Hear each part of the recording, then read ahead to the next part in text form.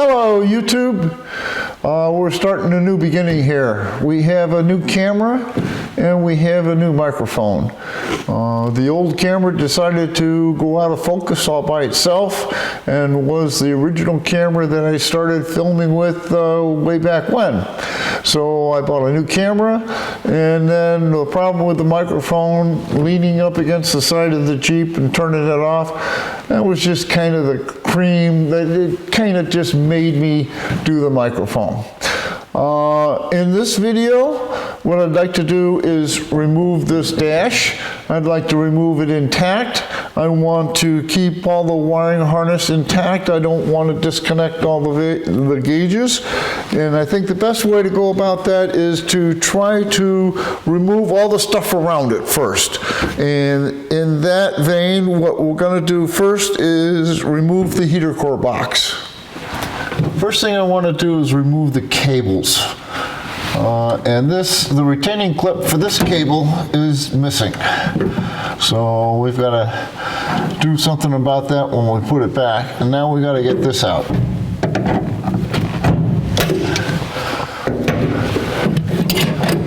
One cable disconnected. There we go, we got it off. And we'll take this retainer out and slip this cable off.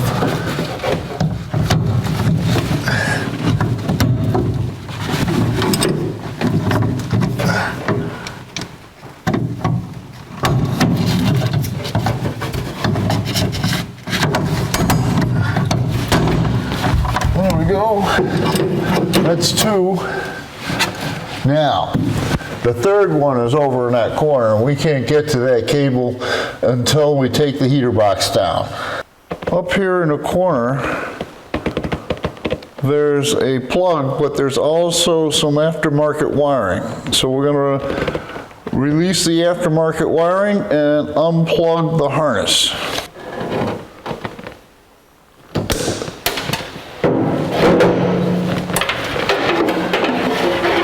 And now we can get to this plug and pull the plug out.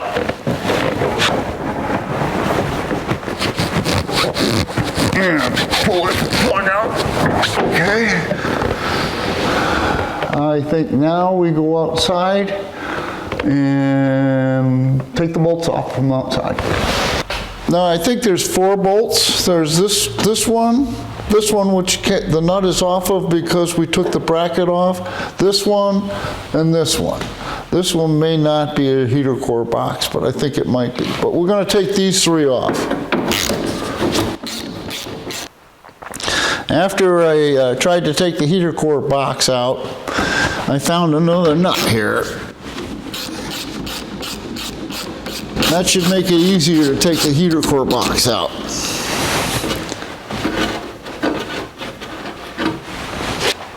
Let's try to ease this out. This is the second attempt. Yep. We got to get this retaining clip off. That was easy. Now we can pull this cable off. Oh, the whole thing came off. All right. Out comes the heater box, or a project for another day. It's filthy. We don't need this anymore.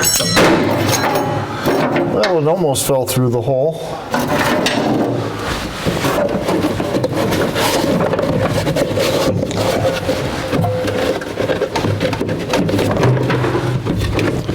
In one piece. What's interesting about this glove box door is it's held in by 2 nuts and bolts. And the head of the bolt is behind the lip that holds the glove box in place, and you can't get to the head of it. So the only hope I have is if I can hold the head with my fingers and turn the nut. So let's see if we can do that.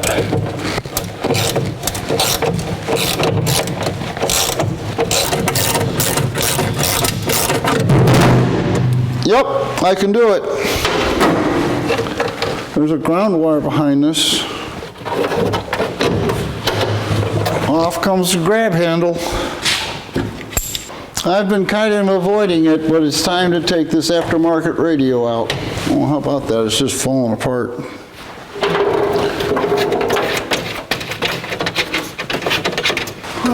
Okay. Well, they did nibble it out a little bit, but not too bad. I'm going to replace this anyway.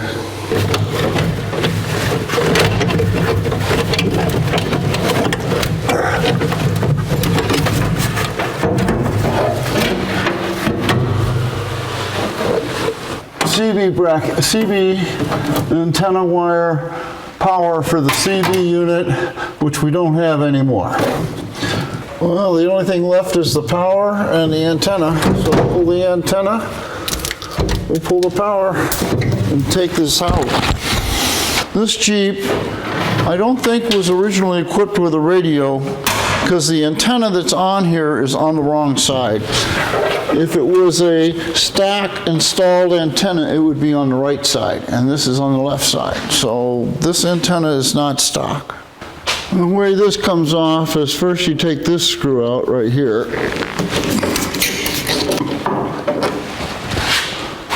Then down inside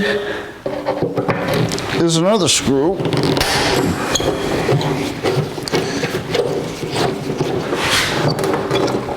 And that allows us to take it apart.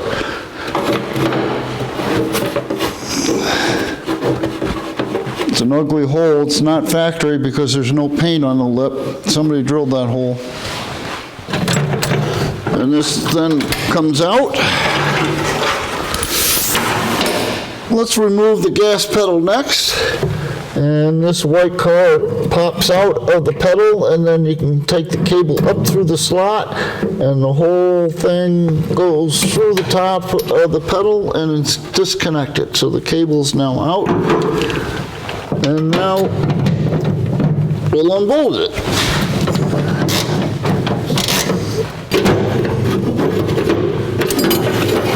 And out comes the gas pedal. To get the throttle cable out, you gotta squeeze the tabs into the hole, and then it'll just go into the firewall. With the throttle cable removed from the firewall, we'll clip our own wire ties and remove the cable from the firewall. We want to take the pedals out next, I believe. And in order to do that, we have to remove the plunger from the master cylinder from the pedal. And to do that, we have to take this cotter pin out and take this washer off. And now I can't move this out far enough until I unbolt the master cylinder so that I can tilt it far enough to get it off the stud. I'm using a line extension going through the steering column hole and putting my socket on the last of two bolts that holds the master cylinder to the firewall. The other four bolts there are for holding the pedals there. So, and these are really in there tight. There we go. And I had to put a wrench on the other side.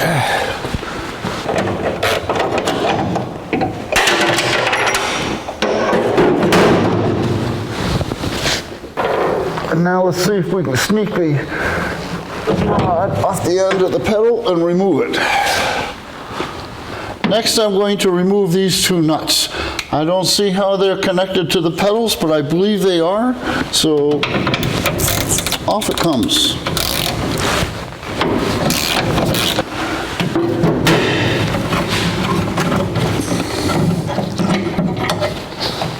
I don't know what bracket that is, but it's out. Now we're going to remove these four bolts and nuts. The bolts are through bolted to the firewall, so I have to hold the far side while I take the nut off.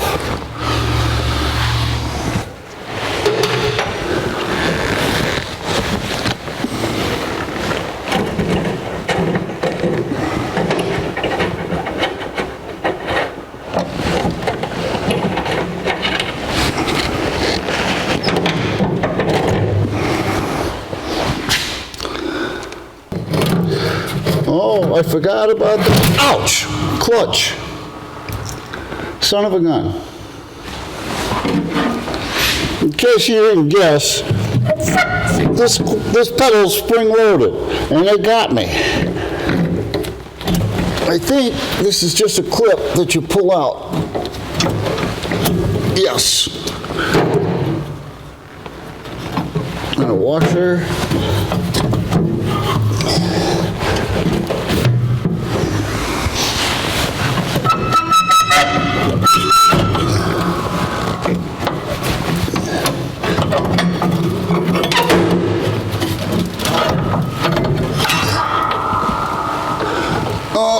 And we got the emergency brake pedal.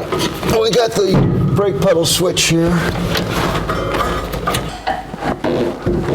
There we go.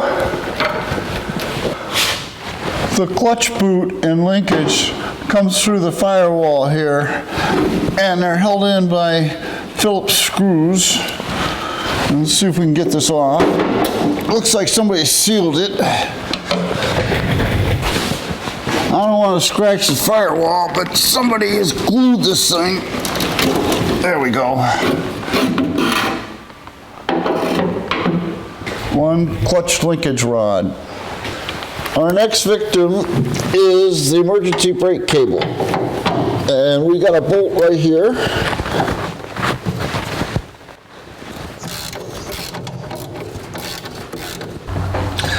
Now we got a wire connecting here. And that should just come off, like so. And we've got the emergency brake cable, and I think we're going to take that off after we get the pedal assembly out. And we have two nuts on the firewall we have to take off. We've got these two nuts here.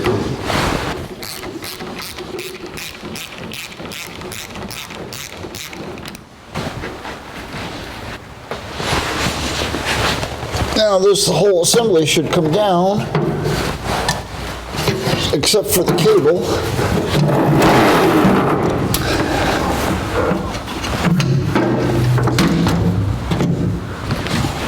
We'll pull the clip.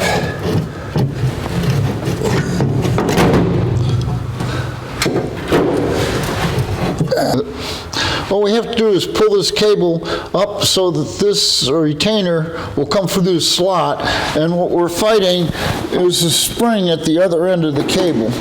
So let's see if we can do this. There we go. And now the cable will come out, and we can remove the assembly. We have to save this grommet because it's not on the new cable. And I think I can just push it down through the floor. Okay. And now we can get this cable out of here.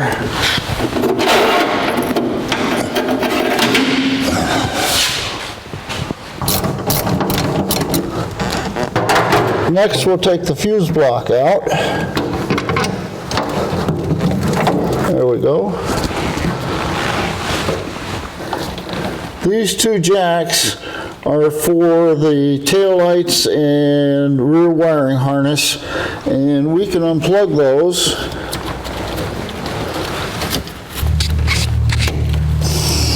Okay, that's one.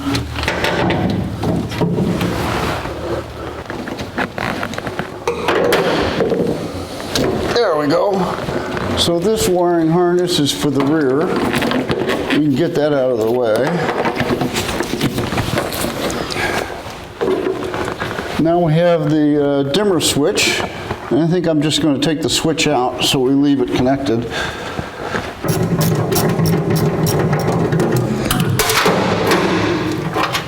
So the dimmer switch is out. That leaves not much left hanging here. I think we have the speedometer cable and what else? Oh, the wiper motor. Other than that, the dash should be free at this point. The retainer for the control cable for the fresh air deflector is missing, and we can take the cable off and get it off the peg. And the only thing that remains holding the dashboard in, to my knowledge, is the speedometer cable. So let's get that out. We'll reach up in here and unscrew the speedometer cable and release it from the dashboard.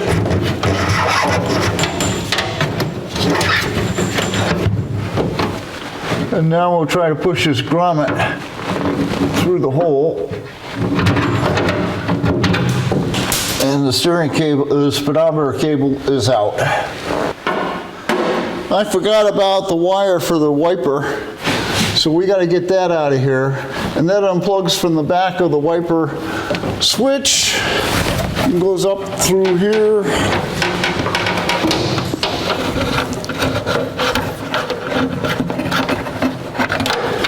And out there we can remove the wiper motor finally. Let's start taking these dash screws out.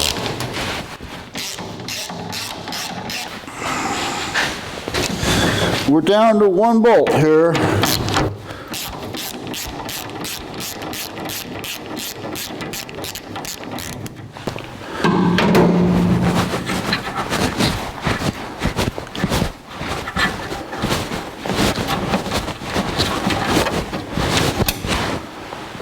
And here goes.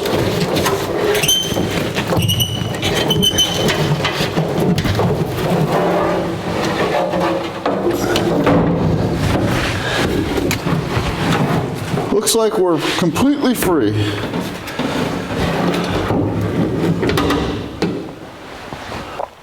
My son taught me an important lesson, and that is, don't pick something up and move it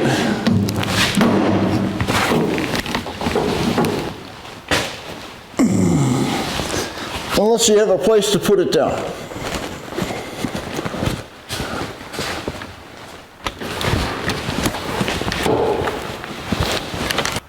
Here's everything that we removed in order to get the dashboard out. Now, I'm not saying you have to remove all this stuff to get the dashboard out, but by doing so, it has given me complete access to the front of the tub and many other projects, such as rebuilding the heater box and making sure the dashboard is in good shape. It's been cut up a little bit, but we can fix it. I was mistaken. We have one more thing to remove, and that's the windshield washer hose.